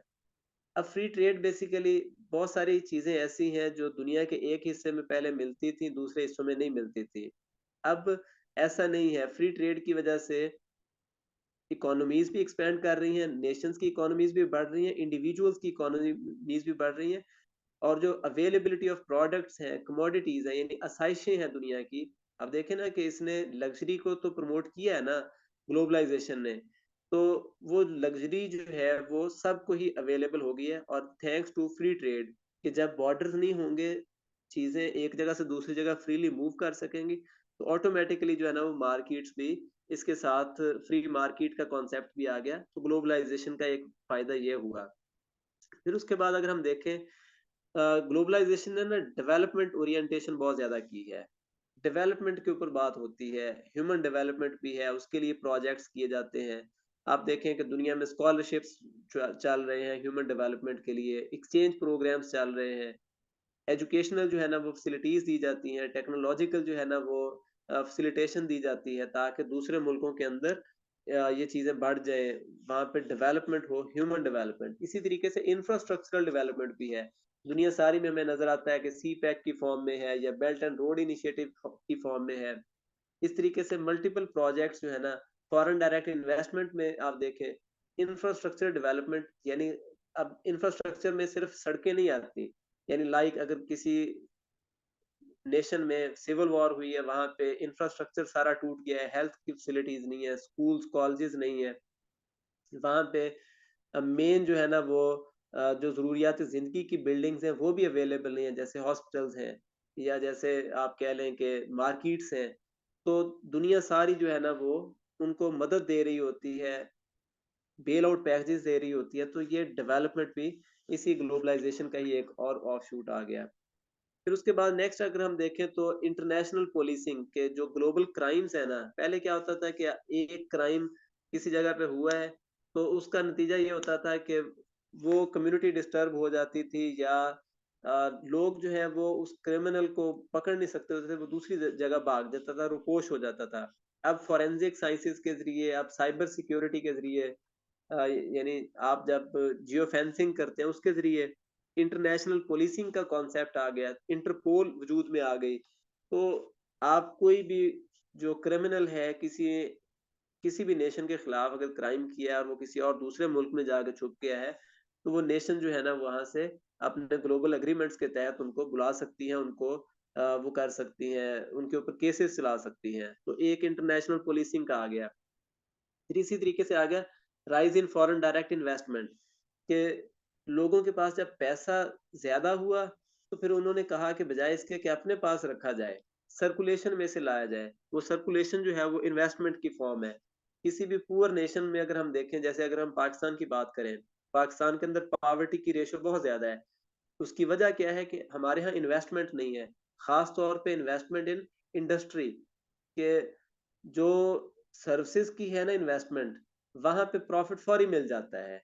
जबकि इंडस्ट्री का जो प्रॉफिट होता है उसमें इन्वेस्टमेंट जो है ना वो लॉन्ग टर्म होती है, लोगों को एम्प्लॉयमेंट मिल रही होती है, उसके साथ प्रोडक्ट्स लोकल इंडस्ट्री में बन रही होती है, तो लोकल मार्केट जो है उससे स्ट्रांग होती है। तो ये फॉरेन डायरेक्ट इन्वेस्टमेंट जो है ना फिर अल्टीमेटली लोगों को जब रोजगार मिलेगा, वहां पे प्रोडक्ट्स बढ़ेंगे तो इन्फ्लेशन कम होगी, तो ये पॉवर्टी को भी रिड्यूस करेगी। तो ये इसके ना बेनिफिट्स आ गए ग्लोबलाइजेशन के हवाले से। फिर लास्टली अगर हम देखें कि इसके नेगेटिव इम्पैक्ट्स भी हैं कोई ग्लोबलाइजेशन के, बिल्कुल हैं। और इसी नेगेटिव को लेकर कभी वो कह देता है कि globalisation a new form of imperialism, कभी वो कह देता है कि global politics stands more derisive than it was ever before because of its imperialist designs, colonialist designs, इस तरह की चीजें। तो नेगेटिव भी है ना वो चीजें वो पूछ रहा है, तो हम वो नेगेटिव भी इसमें बताते चले जाते हैं ताकि हमारी अंडरस्टैंडिंग हो जाए। एज इट इज शायद ये टॉपिक ना आए, अगर आ जाए pros and cons of globalisation, आप कोई और ना लिख पा रहे हो तो आप यही लिख लीजिएगा, बनी बनाई आपके पास जो है ना वो चीजें आ जाएंगी। प्रोज एंड कॉन्स होंगे तो फिर आप टाइप्स नहीं बताएंगे ग्लोबलाइजेशन की, आप प्रोज बताएंगे पहले, फिर उसके बाद कॉन्स बताएंगे, और फिर आप रिकमेंडेशन देंगे कि कैसे नेगेटिव जो इम्पैक्ट्स हैं ग्लोबलाइजेशन के उनको मिनिमाइज किया जा सकता है ताकि आगे बढ़ा जा सके। अब हम आ जाते हैं नेगेटिव में। सबसे पहले क्या है कि एक्सप्लॉयटेशन ऑफ द पुअर है, वो इस फॉर्म में कि जब एड प्रोग्राम्स दे रही होंगी कोई बिगर नेशंस, जब ग्लोबल कम्युनिटी में करता धरता अमीर मुल्क होंगे, तो वो छोटे मुल्कों के जो है ना उनकी सॉवरेंटी का ख्याल नहीं करेंगे, उनकी सेल्फ रिस्पेक्ट का ख्याल नहीं करेंगे, उनके नेचुरल रिसोर्सेज को एक्सप्लॉयट कर रहे होंगे। तो ये एक्सप्लॉयटेशन ऑफ द वीकर जो नेशंस है ना, पुअर नेशंस, ये वाकई ही एक फिर कंसर्न बन जाता है, जो नेगेटिव जो है ना उसकी कॉनोटेशन को रिफ्लेक्ट कर रहा होता है।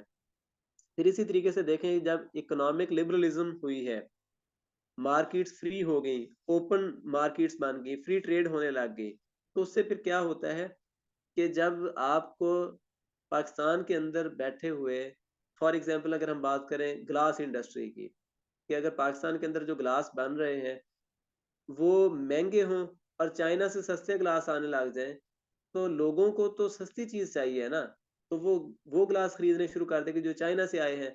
तो चाइना की इंडस्ट्री तो बढ़ रही है, यानी जो कैपिटलिस्ट है या जो बिगर नेशंस हैं जो इन्वेस्ट कर रही हैं, जिनकी इंडस्ट्री जो इंडस्ट्रियलाइज्ड नेशंस हैं, डेवलप्ड नेशंस हैं, उनकी तो इकोनॉमी बढ़ रही है। लेकिन पाकिस्तान के अंदर फिर क्या होगा कि वो ग्लास इंडस्ट्री जो पहले ही छोटे पैमाने पर है वो बिल्कुल खत्म होती चली जाएगी।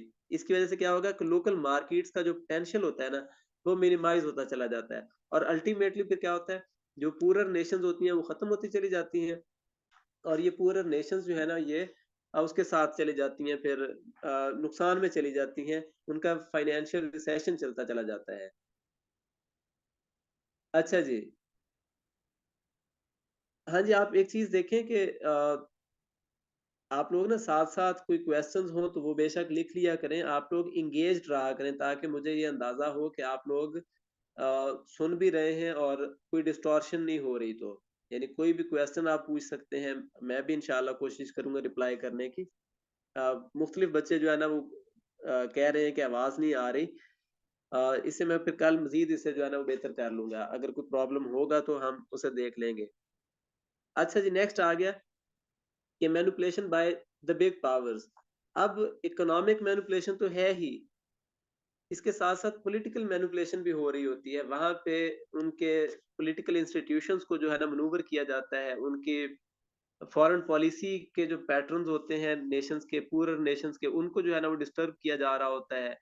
फिर उसके बाद अगर हम देखें तो सॉवरेंटी जो है ना यानी उनसे पूछे बगैर उनकी जो बहुत सारी चीजें जो है ना एक्सप्लॉइट की जा रही होती हैं, बहुत सारे इश्यूज उनके साथ अटैच हो जाते हैं। फिर लास्टली अगर हम देखें इसमें एक और चीज आ जाती है, वो है ब्रेन ड्रेन, के इंटेलेक्चुअल्स का, पढ़े लिखे लोगों का, जो डेवलप्ड ह्यूमन बीइंग्स हैं, जो प्रोफेशनल्स हैं, उनका मूव कर जाना। अब एक डॉक्टर है, एक इंजीनियर है, एक अच्छा जो है ना वो साइंटिस्ट है, जब उसे ये चीज नजर आएगी कि यहाँ पे यानी जो अंडर डेवलप्ड नेशंस हैं या जो पुअर नेशंस हैं वहां पे उसके पास अर्निंग के जराए कम हैं, वहां पे उसके पास रिसर्च के जराए कम हैं, तो उसकी कोशिश होगी कि वो बिगर नेशंस की तरफ जो है ना मूव कर जाए।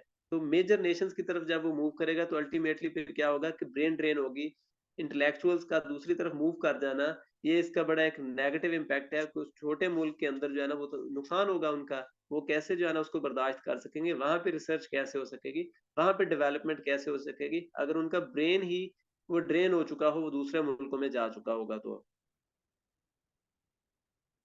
अच्छा जी, फिर उसके बाद नेक्स्ट क्या है कि राइजिंग आइडियोलॉजिकल बाइफरकेशन, कि जब ग्लोबलाइज्ड हो गई तो कल्चरल क्लैशेस, आइडियोलॉजिकल क्लैशेस जो है ना वो नॉर्मल बात हो गई। अब देखें कि हर कंट्री की जो है ना वो डेफिनेशन भी डिफरेंट है। उनकी अगर हम देखें फ्रीडम मूवमेंट की, अगर हम देखें, या अगर हम उनके टेररिज्म की डेफिनेशन देखें, कि बाज स्टेट्स जो है ना वो अगर ह्यूमन राइट्स की वायलेशंस कर रही हैं तो दुनिया उन्हें कह रही है कि ये स्टेट टेररिज्म हो रही है। और दूसरी साइड पे बहुत सारी स्टेट्स ऐसी हैं जहाँ पे वो मजलूम के साथ ऊपर जुल्म कर रही हैं, उनके साथ अच्छा बर्ताव नहीं कर रही, तो वहां पे स्टेट टेररिज्म नहीं डिक्लेयर होती। तो ये जो दोहरे मेयार होते हैं ना, ये बाइफरकेशन की तरफ ले जाते हैं, और अल्टीमेटली फिर क्या होगा कि जो डिफरेंसेस हैं वो बढ़ते चले जाएंगे, और ये ग्लोबलाइजेशन का जो कॉन्सेप्ट है उसकी अफादियत खत्म होती चली जाएगी। फिर नेक्स्ट है न्यूक्लियर प्रोलिफरेशन, यानी जब टेक्नोलॉजी एक दूसरे के साथ शेयर हुई, जब न्यूक्लियर जो है ना वो या एटॉमिक वो प्रोग्राम्स एक दूसरे के साथ शेयर हुए, तो उसके साथ क्या हुआ कि पहले अगर एक मुल्क के पास था एटॉमिक जो प्रोग्राम, तो वो खतरा दुनिया को उस अंदाज से नहीं था कि वो सबका दुश्मन तो नहीं हो सकता। जब ज्यादा मुल्कों के पास होगा ये प्रोग्राम, तो उससे फिर क्या होगा कि उसके नेबरहुड में जितने भी ममालिक होंगे वो भी इसी आर्म्स रेस में चल जाएंगे, वो भी मिलिटराइजेशन करते चले जाएंगे, और ये आर्म्स रेस जो है उनके बजट में भी नुकसान डालेगी, और अल्टीमेटली ये वॉर की तरफ भी लीड कर सकती है। अभी ये जो न्यूक्लियर प्रोलिफरेशन का जो कॉन्सेप्ट है, रिसेंट एक मूवी आई है ओपनहाइमर, बड़ी अच्छी मूवी है, यानी उसमें ड्रामेटाइज किया है उन्होंने ना रियल इवेंट्स को। तो वो न्यूक्लियर प्रोलिफरेशन में हमें चीज नजर आती है कि ये जो डिसएमिनेशन है ऑफ सच आइडियाज या सच जो है ना टेक्नोलॉजी, वो कैसे जो है ना डिस्ट्रक्टिव हो सकती है ग्लोबल ग्लोबल कम्युनिटी के लिए। तो अब ग्लोबलाइजेशन होने की वजह से एक दूसरे की तरफ इंफॉर्मेशन आसान हो गई, तो ये न्यूक्लियर प्रोलिफरेशन जो है ना वो आसान हो गई, और उसका नुकसान ये होगा कि लोगों को जो है ना वो मैस लेवल पे ये डिस्ट्रॉय कर सकती है। फिर उसके बाद नेक्स्ट आ गया कि सर्टन कंट्रीज के अंदर अनएम्प्लॉयमेंट जो है ना वो इंटेंसिफाई हो रही है। वो किस फॉर्म में, यानी एम्प्लॉयमेंट मिलती होती है अगर वहां पे लोकल इंडस्ट्री डेवलप होगी, लोकल जो सेक्टर्स हैं वो डेवलप्ड होंगे।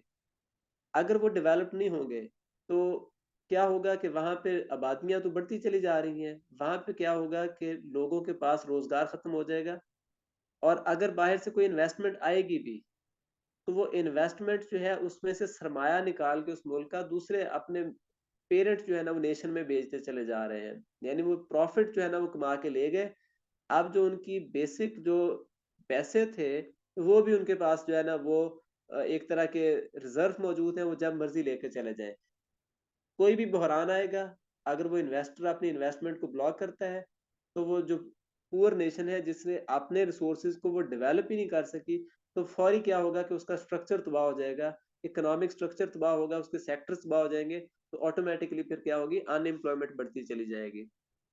फिर इसका ग्लोबलाइजेशन का एक नुकसान और क्या हुआ कि नेशन से ताकत जो है ना वो नॉन नेशंस तक चली गई, यानी नॉन स्टेट एक्टर्स तक चली गई, अनडेमोक्रेटिक या नॉन डेमोक्रेटिक ऑर्गेनाइजेशन तक। अब देखें छोटे मुल्क जो हैं उनके लिए आईएमएफ की जो कॉल है, आईएमएफ के डायरेक्टर की कॉल, वो उनके अपने मुल्क के सबसे बड़े ओहदेदार से भी जो है ना वो अहमियत की हामिल होती है।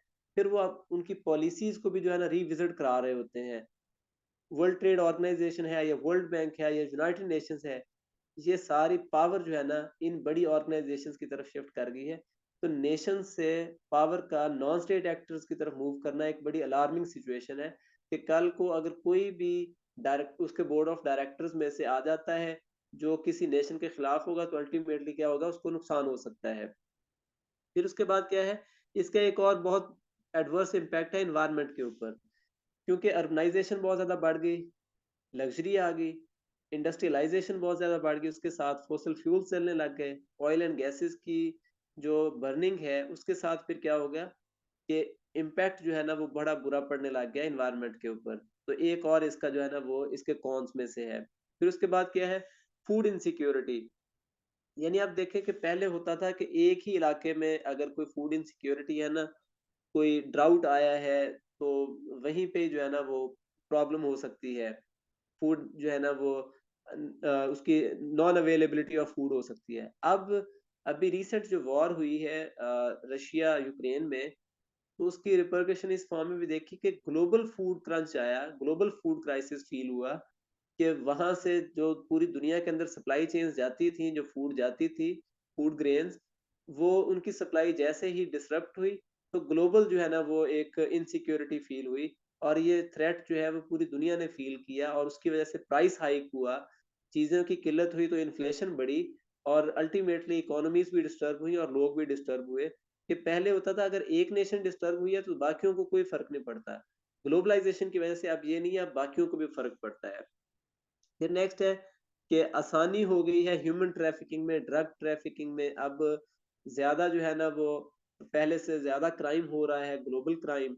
तो ये इसकी ना नेगेटिव कॉनोटेशन आ जाती हैं। फिर हम आ जाते नेक्स्ट कि फिर इस ग्लोबलाइजेशन की नेगेटिव्स को कैसे मिनिमाइज करें ताकि ज्यादा से ज्यादा बेनिफिट्स लिए जा सके ग्लोबलाइजेशन से। तो ये रिकमेंडेशंस जो है, ये समयर्स आने वाले टॉपिक्स के अंदर सारी की सारी जो है आपको चीजें ये मिलती चली जाएंगी। मैंने यहाँ पे इसलिए नहीं लिखी कि वहां पे हमारे पास ये मौजूद होंगी, हम वहीं पे इन्हें साथ साथ कवर करते चले जाएंगे। लाइक अगर इंटरकल्चरल कम्युनिकेशन वाली अगर हम बात करेंगे, तो इंटरकल्चरल कम्युनिकेशन में भी हमें रिकमेंडेशन मिलेंगी, हमें इंपीरियलिज्म वाले ऐसे में भी रिकमेंडेशन मिलेगी, वो सारी यहाँ पे ऐड हो सकती हैं। ग्लोबलाइजेशन एंड नेशनलिज्म वाले में भी वो ऐड हो सकती हैं। तो हम ग्लोबलाइजेशन और नेशनलिज्म वाले टॉपिक्स को डिस्कस कर रहे हैं। पहला हमने ग्लोबलाइजेशन को डिस्कस कर लिया। अब हम चले जाते हैं अगले एस्पेक्ट के ऊपर, जो क्या है, नेशनलिज्म का। यानी पॉपुलिज्म और नेशनलिज्म, यानी इसी ग्लोबलाइजेशन का काउंटर आर्गुमेंट, यानी इसका एंटीथीसिस कह लें, कि जहां पे लोग कह रहे हैं कि ग्लोबल कम्युनिटी की तरफ जाना है, वहीं पे बेशुमार लोग कह रहे हैं कि जी नहीं, हमें अपना एग्जिस्टेंस जो है ना वो थ्रेट में नजर आ रहा है, तो हम अपनी नेशनल आइडेंटिटी को मेंटेन करना चाहते हैं, उसे इंटैक्ट रखना चाहते हैं। आज हम जब ये कॉन्सेप्ट पढ़ लेंगे, तो कल हम इंशाल्लाह इसके जो रेलेवेंट इसकी ब्रांचेस बनती हैं वो सारी की सारी कल इंशाल्लाह कवर करेंगे। फिर आज हम इसको पॉपुलिज्म के साथ, इसके साथ नेशनलिज्म के साथ इसे कवर कर लेते हैं। सबसे पहले देखें कि इस पे टॉपिक्स भी आए हुए हैं। रिसर्जेंट जो right wing nationalist resurgence in Europe, यानी इन एरियाज में जो रिसर्जेंस हुई है, जो दोबारा से नेशनलिज्म उभरी है, उसने डेमोक्रेटिक वर्ल्ड को डिस्टर्ब किया है। इसकी इम्प्लीकेशंस क्या है? स्टेटमेंट के अंदर ये पीएमएस में ऐसे आया हुआ है ये वाला ना पहले। इसी तरीके से ये है कि populism a new challenge to global politics, यानी जो लिबरल डेमोक्रेसी है उसके लिए पॉपुलिज्म एक चैलेंज है। तो ये चीजें जो है ना हम साथ साथ डिस्कस करते चले जाते हैं कि ये किस तरीके से चैलेंज है, और ये किस तरीके से जो है ना नेशनलिज्म दुनिया को डिस्टर्ब कर सकती है। इसमें हमें पहले पता होना चाहिए कि ये पॉपुलिज्म की या नेशनलिज्म की जो वेव आई है, वो क्यों आई है। बेसिकली अगर हम देखें, जो ऑर्डिनरी मैन है, जो कॉमन मैसेज हैं, उनको इग्नोर किया गया पूरी दुनिया में। यानी उनकी से नहीं है, उनकी कोई वॉइस नहीं है, उनको मेन स्टेक होल्डर नहीं समझा जाता नेशनल जो है ना वो एपरेटिसेस में, जो प्रोसीजर्स हैं या जो कह लें कि इंस्टीट्यूशन है उनमें। तो अब ये देखें कि इसके साथ फिर क्या आ जाता है कि मेजोरिटेरियनिज्म जो है ना वो हमें नजर आती है, कि फिर लोग उठ खड़े होते हैं। हमें अरब स्प्रिंग नजर आता है, हमें यूरोप में जो है ना वो ये चीज नजर आती है, हमें अमेरिका में ट्रम्पिज्म की फॉर्म में नजर आती है, राइट विंग पार्टीज यूरोप में जो है ना वो इमर्ज कर आती हैं। तो ये अग्रेसिव मेजोरिटेरियनिज्म जो है ना वो हमें नजर आती है। फिर उसके बाद क्या है कि रूल ऑफ लॉ जब नजर नहीं आएगा ना, लोगों को अपने लिए मामलात जब क्लियर होते नजर नहीं आएंगे, तो फिर क्या होगा। फिर दूसरे नंबर पे क्या देखें कि पोस्ट ट्रूथ जो पॉलिटिक्स है ना, बेसिकली क्या है, पिछले 2 सदियों में कभी विकीलीक्स की फॉर्म में, यानी मुख्तलिफ लीक्स जो है ना वो आती रही हैं, मेगा स्कैम्स आते रहे हैं, लोगों को पता चलता रहा है कि उनकी जो पॉलिटिकल एलीट है ना, ये करप्ट है। तो ये पॉलिटिकल एलीट का करप्ट होना लोगों को उभारता रहा कि वो अपने राइट्स के लिए बात करें, और ये जो अपने राइट्स के लिए बात करना, ये पॉपुलिज्म कहलाता है। ये एलीट क्या है?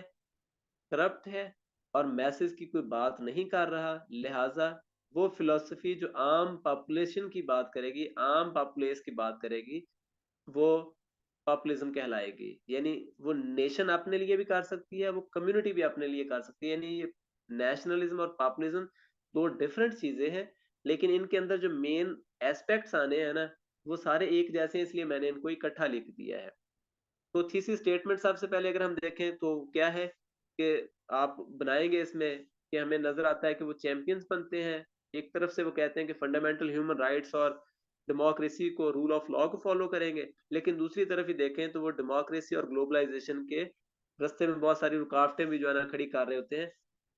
फिर मैनिफेस्टेशंस आ गई नीचे, यानी रिसर्जेंस हमें नजर आती है कि विशियस साइकिल जो है पॉपुलिज्म का, वो हमें नजर आता है। सबसे पहले ट्रम्पिज्म है कि अमेरिका फर्स्ट का कॉन्सेप्ट, वो खुद से ही जो है ना वो विदड्रॉ करता है, चाहे वो पेरिस क्लाइमेट चेंज हो, चाहे वो न्यूक्लियर डील्स हो रशिया के साथ, चाहे वो ईरान के साथ जो है ना वो न्यूक्लियर डील है, या जो ओपन स्काईज ट्रीटीज हैं, मुख्तलिफ ट्रीटी से विदड्रॉ करता है यूनिलैटरली।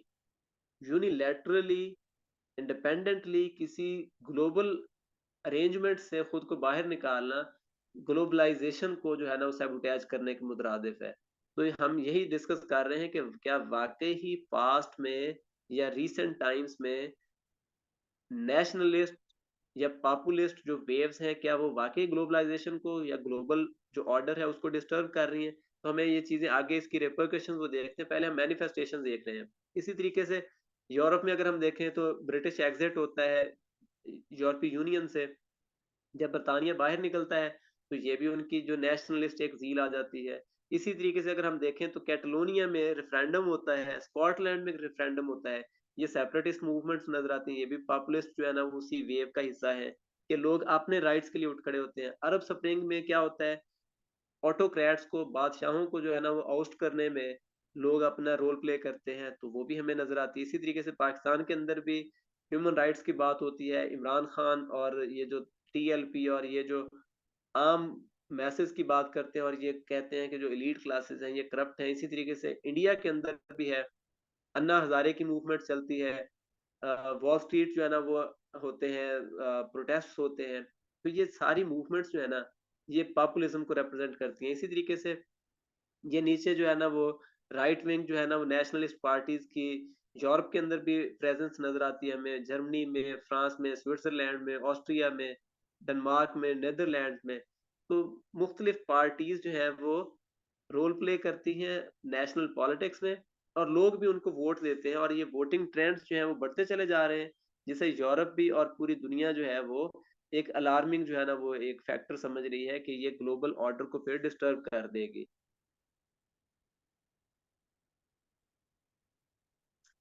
अब ये तो हमने देख लिया कि वाकई ही इस टाइम पॉपुलिज्म जो है वो एग्जिस्ट करती है। अब अगला इसका हिस्सा आ जाता है कि कौन से फैक्टर्स हैं जो इस पॉपुलिज्म को फिर प्रमोट कर रहे हैं, कि क्यों नेशनलिज्म की या पॉपुलिज्म की वेव जो है वो वजूद में आई, क्यों जो है ना लोग डेमोक्रेसी के या ग्लोबलाइजेशन के अगेंस्ट उठ खड़े हुए। सबसे पहले क्या है कि इनइक्वालिटीज हमें नजर आती हैं, ग्लोबल इनइक्वालिटीज।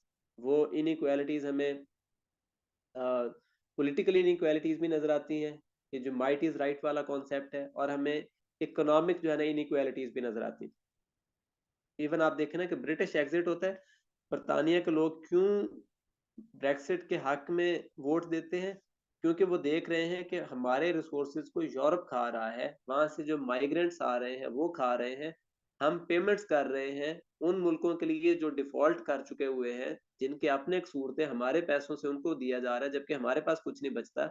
तो ये इन जो है ना वो नेशनलिज्म को और जो पॉपुलिज्म है उसको प्रमोट कर रही है। फिर इसी तरीके से जेनोफोबिया है, रेफ्यूजी क्राइसिस इसके साथ अटैच हो जाता है। xenophobia बेसिकली क्या है कि आप कुछ भी फॉरेन या एलियन जो चीज़ है उसको एक्सेप्ट नहीं करते। यानी जैसे हम आजकल अफ़गान नेशनल्स को उनके मुल्क में वापस भेज रहे हैं, यानी फॉरेन लोगों का, दूसरे लोगों का, गैर मुल्क लोगों का, गैर लोगों का जो फ़ियर है ना, वो तमाम नेशंस फ़ील करती हैं।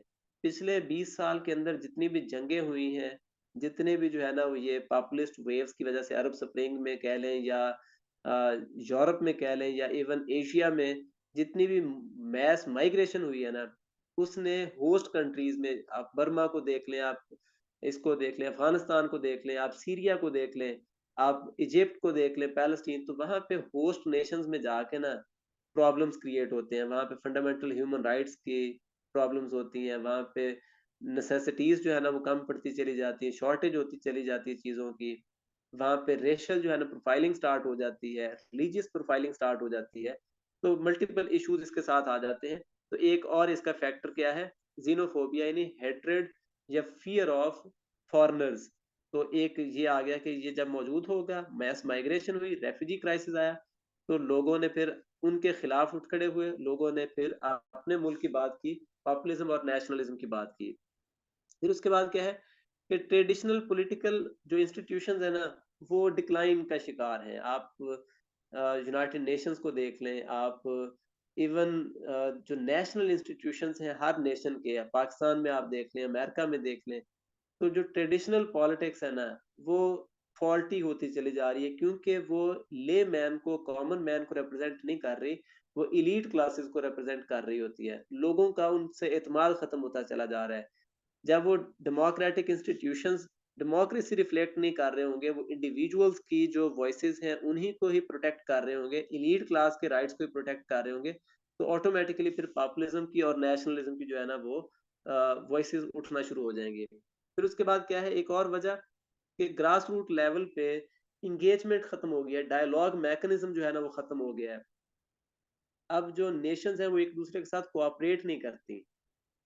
तो इसकी वजह से फिर क्या हुआ कि पॉपुलिज्म वेव जो है ना वो बढ़ना शुरू हो गई। फिर इसी तरीके से देखें हम मीडिया और उसके ऊपर, पॉलिटिक्स के ऊपर जो एथिक्स हैं उनको फॉलो नहीं किया जाता।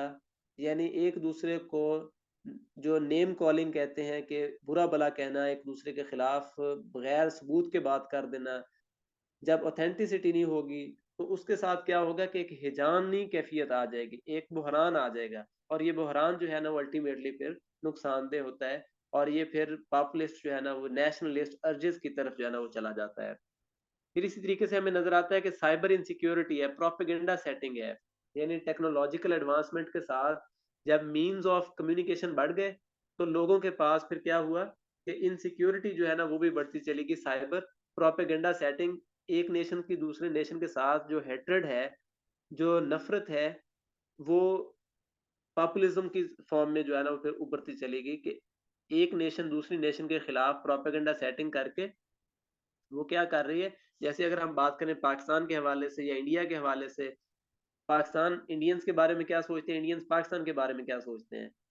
तो पाकिस्तान में अगर कोई इंडिया के साथ अच्छे ताल्लुक वाला कोई कोशिश करेगा तो लोग उसके खिलाफ हो जाएंगे, इसी तरीके से इंडिया में वाइस वर्सा है। तो ये प्रोपेगेंडा सेटिंग और ये साइबर सिक्योरिटी जो है ना, ये एक और फिर पॉपुलिज्म की तरफ ले जाती है, वेव की तरफ, कि लोग अपने राइट्स के लिए बात करते हैं, लोग कहते हैं जी हमें जो चीज बारे में होगी हमने वो माननी है, जो चीज नहीं होगी हमने वो नहीं माननी। फिर इसी तरीके से अगर हम देखें तो वॉर ऑन टेरर और जो फॉरेन पॉलिसीज हैं, यानी हॉकिश फॉरेन पॉलिसी से मुराद ये है कि वो चढ़ दौड़ने वाली, जब माड़े मुल्कों के ऊपर तगड़े मुल्क जो है वो चढ़ दौड़ेंगे, जंगें करेंगे, उनको एक्सप्लॉइट करेंगे, तो जो छोटे मुल्क हैं वहां पे उनके खिलाफ रिजेंटमेंट होगी। जैसे हम यहाँ पे कहते हैं जी ये जो भी हुआ है ये अमेरिका करवा रहा है, ये इसराइल करवा रहा है, ये फलां करवा रहा है।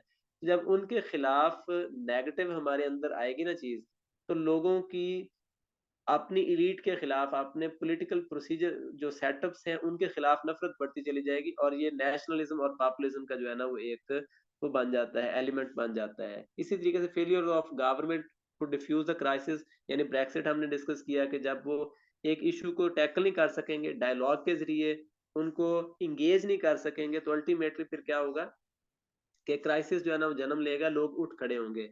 फिर इसी तरीके से क्या होगा कि लिबरल वर्ल्ड ऑर्डर के साथ, यानी हमने पढ़ी थी कि ग्लोबलाइजेशन की कुछ नेगेटिव्स भी हैं। जो नेगेटिव्स है ना, फिर उस वजह से वॉइसेस उठने लग जाती हैं कि हम इंटरडिपेंडेंट क्यों रहें, हम कम्युनिटी, इंटरनेशनल कम्युनिटी के साथ क्यों रहें, जबकि वो एक्सप्लॉइट कर रहे हैं हमें। उनके अंदर इंपीरियल जो है ना वो मौजूद है, थीम्स मौजूद हैं। तो साथ में फिर ये एक और आ जाता है कि लिबरल वर्ल्ड ऑर्डर की वॉइसेस के अगेंस्ट जो है ना वो उठ खड़े होते हैं लोग। फिर उसके बाद नेक्स्ट आ जाए कि ग्लोबल इकोनॉमिक मेल्टडाउन। पहले जैसे देखे ना कि मैंने बताया कि इकोनॉमीज जो है ना वो स्टेबल थी, इंडिविजुअल से अगर किसी एक मुल्क का कोई इशू होता भी था तो वो कुछ अरसे बाद सेटल हो जाता था, दूसरे मुल्क जो है ना उनको फर्क नहीं पड़ता था। अब एक इकोनॉमी डिस्टर्ब होती है तो बाकी सारी भी डिस्टर्ब हो रही होती है सारे।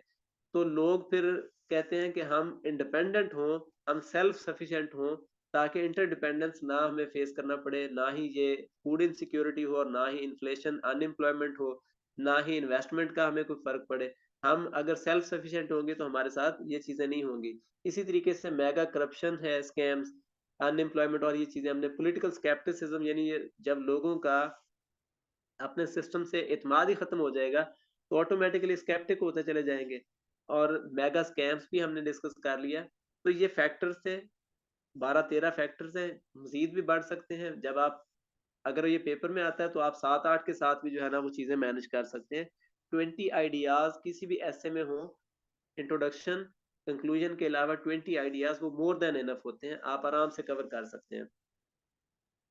फिर ये पॉपुलिज्म और नेशनलिज्म जब ये उभर रही हैं फोर्सेस के तौर पर दुनिया में दोबारा से, तो उसके ना सीरियस जो है ना इम्पैक्ट्स हैं, एडवर्स इम्पैक्ट्स हैं अक्रॉस द बोर्ड हमें नजर आ रही है। ह्यूमन राइट्स वायलेशंस, यानी माइनॉरिटीज की जो है ना परसिक्यूशन हो रही है, डेमोक्रेटिक आइडियल्स को जो है ना वो किया जा रहा है, सैबोटेज किया जा रहा है या सप्रेस किया जा रहा है, यानी टोटलिटेरियन सिस्टम्स हैं। आइडेंटिटी पॉलिटिक्स इसे कहते हैं, यानी इंडिविजुअल्स फैसले कर रहे हैं। और आप देखते हैं कि छोटे मुल्कों में खास तौर पे वहां पे डेमोक्रेसी को नरिश नहीं होने दिया जाता, डेमोक्रेटिक नॉर्म्स नहीं आने दी जाती, rule of law, good governance को नहीं, इंस्टीट्यूशंस को इस्टेब्लिश नहीं होने दिया जाता। वहां पे पर्सनैलिटीज जो है ना वो बढ़ती चली जाती हैं, वहां पे प्रेशर ग्रुप्स बढ़ते चले जाते हैं। ये हमने ये चीज देखी है। जहां पे पॉपुलिज्म, नेशनलिज्म आती है वहां पे प्रेशर ग्रुप्स का जो है ना वो वजूद बढ़ता चला जाता है। फिर जब डायलॉग नहीं होगा तो कॉन्फ्लिक्ट, यानी डायलॉग ही है वाहिद हल बैठ के बात करने का। कोई आपकी किसी के साथ लड़ाई है, किसी नेशन की दूसरों के साथ, तो सुलह करनी है, मामलात को हल करना है, तो डायलॉग के जरिए ही होने हैं। फिर उसके बाद क्या है, आर्म्स रेस बढ़ जाती है। जब इंडिपेंडेंट आप आइडियल्स को अचीव करेंगे तो आपकी कोशिश होगी कि कंपेटिटिवनेस हो, और कंपेटिटिवनेस में फिर आप अपने आप को डिफेंस करने के लिए, डिफेंड करने के लिए आप फिर क्या करेंगे, आर्म्स को खरीदेंगे, मिलिटराइज करेंगे खुद को। और जब मिलिटराइजेशन को अगर हम देखते हैं, फर्स्ट वर्ल्ड वॉर को देखें, सेकंड वर्ल्ड वॉर को देखें, तो मैसिव जो मिलिटराइजेशन थी या आर्म्स रेस थी, यही जो है ना, जब आपके पास मौजूद है वेपन तो आप चलाएंगे। तो एक ये इसका भी नुकसान होता है। फिर उसके बाद क्या है कि आप प्रोफाइलिंग कर रहे होते हैं, आप सिंगल आउट कर रहे होते हैं इंडिविजुअल्स को, चाहे वो मजहबी माइनॉरिटीज हैं या रेशियल माइनॉरिटीज हैं या जेंडर्ड माइनॉरिटीज हैं। तो उनकी जो प्रोफाइलिंग है ना, उन्हें सिंगल आउट करना, उन्हें जो है वो करना, उनकी सेग्रीगेशन करना, तो ये एक और इसके साथ अटैच हो जाता है। क्योंकि नेशनलिस्ट जो है वो अपनी नेशन को, अपने ही ग्रुप को वो प्रोटेक्ट करेंगे, दूसरों के खिलाफ हो जाएंगे। फिर उसके बाद क्या है कि इसके साथ जो इकोनॉमिक लिबरेशन का, इकोनॉमिक लिबरलिज्म का जो कॉन्सेप्ट था वो फिर खत्म होता चला जाएगा, यानी इकोनॉमिक प्रोटेक्शनिज्म जो है वो लोग उसकी तरफ चले जाएंगे। फिर उसके बाद अगर हम देखें तो कल्चरल डाइवर्सिटी और प्लूरलिज्म जो है, यानी म्यूचुअल कोएग्जिस्टेंस का फिर थीम खत्म हो जाता है। सारे इकट्ठे रहने का जो कॉन्सेप्ट है वो खत्म हो जाता है। कल्चरल जो डाइवर्सिटी है उसका कॉन्सेप्ट खत्म हो जाता है। फिर नेक्स्ट है कि ग्लोबलाइजेशन के अगेंस्ट है, वो हमने डिस्कस कर लिया। फिर उसके साथ अगर हम देखें तो क्राइसिस ऑफ रेफ्यूजीज जो है वो बढ़ता चला जाएगा, यानी कंसेंसस डेवलप नहीं हो सकेगा, लोगों को जो है ना वो एक दूसरे के राइट्स का नहीं पता चलेगा। तो ये एक और इसकी जो है ना सीरियस रिप्रिकॉशन आ जाती है। फिर उसके बाद हम आ जाते हैं, लास्ट इसकी डोमेन है, 2-4 मिनट में मैं उसे डिस्कस कर देता हूँ। उसके बाद फिर हम कल इंशाल्लाह इसको कंटिन्यू करेंगे। हाँ जी, फिर कैसे इस नेशनलिज्म को या पॉपुलिज्म को जो है ना वो काउंटर किया जा सकता है। तो अ, आप समझें कि जो कॉजेज है ना, इन्हीं को रिवर्स कर दें। डायलॉग को आपने माइनस किया, आप डायलॉग को जो है ना वो बढ़ा दें। लीडरशिप के रोल को जो है ना प्रोएक्टिव कर दें। इंगेजमेंट करें आप पॉपुलिस्ट लीडर्स के साथ। इकोनॉमिक इंस्टीट्यूशंस को आप डेमोक्रेटाइज करें। उसके साथ फिर क्या है, रिफॉर्म्स लेके आए। नेशनल जो इंडस्ट्री है यानी लोकल इंडस्ट्रीज हैं, वहां पे एक दूसरे के साथ कोऑपरेट करें ह्यूमन डेवलपमेंट में। जो यूनाइटेड नेशंस है वो स्टेबल और वो हो, डेमोक्रेटिक हो, इंक्लूसिव ग्रोथ का ख्याल किया जाए। रोल इस हवाले से मीडिया का, सोशल मीडिया का, लीडरशिप का बड़ा अहम है। इस हवाले से लोगों को एम्पावर किया जाए, उनके राइट्स का ख्याल किया जाए, माइनॉरिटीज के राइट्स का ख्याल किया जाए, इंक्लूसिविटी आए, प्लूरलिज्म आए, सबको इकट्ठे लेके चलना। तो ये पॉइंट्स इसलिए मैंने डिटेल में डिस्कस नहीं किए कि जो कॉजेज होती है ना ये उन्हीं का रिवर्स होता है। और आने वाले जितने भी एसेज है ना उन सब में रिकमेंडेशन आनी है। तो ये रिकमेंडेशन एक दूसरे के साथ अटैच होती चली जानी है। तो आज के टॉपिक की ना मैंने ये मेन चीजें डिस्कस कर ली। कल हम इन्हीं के एंगल्स को जो है ना फर्दर इलेबोरेट करेंगे इंशाल्लाह। आप लोगों के जो क्वेश्चंस है ना वो आप लोग मैं देख लेता हूँ उसमें चैट में। अगर कोई ऑडियो भी मैसेज करना चाहेगा क्वेश्चन में वो भी ले लूंगा। 8 बज गए तकरीबन और मैंने इसे वाइंड अप भी कर दिया है। जो क्वेश्चंस है वो हम डिस्कस कर लेते हैं। मैं इंशाल्लाह कोशिश करूंगा कि तमाम क्वेश्चंस के आंसर जो है ना वो देता चला जाऊं।